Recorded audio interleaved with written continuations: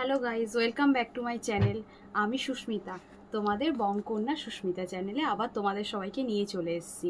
তো আজকে আমি তোমাদের সঙ্গে শেয়ার করব, একটা রিভিউ দেব, ফিল্ম রিভিউ। সেটা হচ্ছে কি, অমর সঙ্গী সিনেমাটা কেরকম সিনেমাটা কি হলো, জাস্ট ছোট করেই বলবো।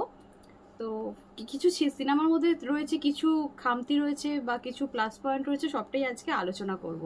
তো দেখা যাক কেমন হয়েছে, তোমরা জানতে পারবে, একটু হলেও বুঝতে পারবে যে সিনেমাটা কেমন। যারা এখনো দেখোনি হলে গিয়ে সিনেমাটা, তারাও বুঝে সেই অনুযায়ী যেতে পারবে। ফার্স্টেই আমি বলবো, কিছু ভালো দিকটাই আগে একটু বলি। ভালো দিক সেরম কিছু নেই, আমার যেটা মনে হয়েছে পার্সোনালি সেরম একটা ভালো লাগেনি। প্রথম কথা, স্টোরিটা বলবো ওভারঅল চলবে, তবে খুব ভালো যে তা নয়।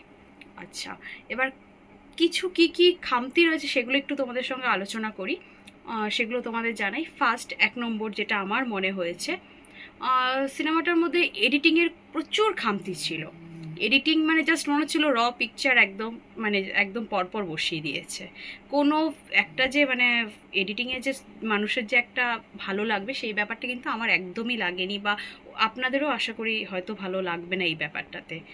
তো হয়তো কিছু বলতে পারে অনেক সময় অনেক কিছু, কিন্তু আমার যেটা মনে হলো আমি সেটা জানালাম। যদি এটা যেহেতু বলছে একটা ভূতের সিনেমা, ভূতের কিছু থাকছে, সেরকম সেকেন্ড পয়েন্ট দেখতে গেলে ভূতের কিন্তু কোনো কিছুই নেই, কেউই ভয় পাবে না। একদমই অর্ডিনারি, কোনো কিছু সেরকম ভূতের ভয় নেই। জাস্ট নর্মালি সামনে এসে দাঁড়াচ্ছে, চলে যাচ্ছে, এরকম কোনো ভয় লাগার কোনো ব্যাপারই নেই। বাচ্চারাও দেখতে পারে, কিন্তু ইন্টারেস্ট লাগবে না বড়দের ক্ষেত্রে। আর এছাড়া আরেকটা থার্ড পয়েন্ট আরেকটা বলি আমি, যেটা আমার খুবই ঠিক ভালো লাগেনি। প্রচুর ক্যারেক্টার কন্টিনিউ এসছে গেছে, রানিং এসছে আবার চলে গেছে, এসছে আবার চলে গেছে, একটা যে স্টিলভাবে থাকা বা কিছু, সেটা কিন্তু ছিল না।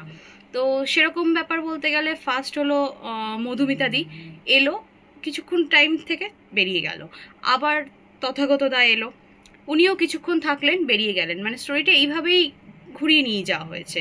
তারপর থার্ড এলেন অঙ্কুশ দা, উনিও এলেন, কিছুক্ষণ থাকলেন, বেরিয়ে গেলেন। এটা ব্যাপারটা জমজমাটি হতো যদি আরও ক্যারেক্টারগুলোকে কিছু সময় রাখা যেত। হয়তো স্ক্রিনে সবাই আশা করছিল যে এইটুকু সময়ের জন্য এরকম ভালো ভালো সবাই, এত ভালো ক্যারেক্টারগুলো সবাই এসে চলে যাচ্ছে, ব্যাপারটা এখানে খামতি।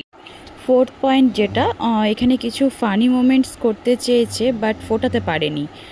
ফিফথ পয়েন্ট যেটা আমার মনে হয়েছে, ফানি মোমেন্টের মধ্যে হোক বা নর্মালি কোনো ভালো ডায়লগ ছিল না।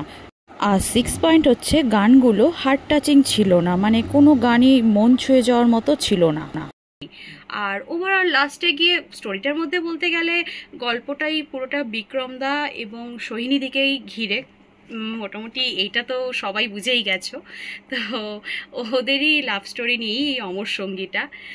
তো ছোটো করে বলতে গেলে যেটা, সোহিনীদি প্রথমে গল্পের স্টার্টিংয়েই দেখায় যে কিছুক্ষণ পর থেকে হঠাৎ করেই বিয়ে ঠিক হয়ে যাওয়ার পর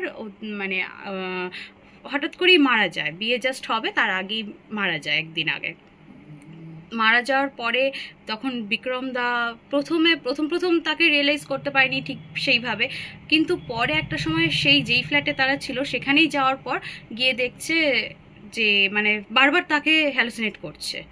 তো হতে হতে সেইটা গল্পটা এইভাবে এগাতে থাকে, এবং বিক্রমদার জীবনেও পরবর্তীকালে আরও অনেকে আসে পরপর। তোমরা পুরো গল্পটা না দেখলে পরে তো বুঝতে পারবে না এসছে, এবং কেন এসছে সেটারও পিছনে কারণ রয়েছে। ওভারঅল স্টোরিটা আমার মোটামুটি খুব একটা খারাপ লাগেনি, তবে আবার বলবো যে খুব ভালোও লাগেনি। ফাইনালি লাস্টেও গিয়ে যে ঝলকটা, ওটাও কোথাও একটা গিয়ে হয়তো আরও ভালো বেটার কিছু দর্শক আশা করেছিল, যেটা আমার মনে হলো। ফাইনালি আমি এর বেশি আর তো কিছু বলতে পারি না। এবার আপনারা যদি মনে করেন যান, গিয়ে সিনেমাটা দেখুন, দেখলে আরও বুঝতে পারবেন ওভারঅল। তো এইটুকুনি আজকে আমার শেয়ার করার ছিল, আমি জানালাম, ব্যাস। তো যাই হোক, আপনাদেরকে যতটাই আমি পারলাম জানালাম। জানি না কার কতটা ভালো লাগলো বা খারাপ লাগলো, আমার যেটুকুনি মনে হলো ভালো মন্দ সবটাই তুলে ধরলাম। অনেস্টলি স্পিকিং, আমার কেমন লাগলো আমি কিন্তু রিভিউটা দিলাম।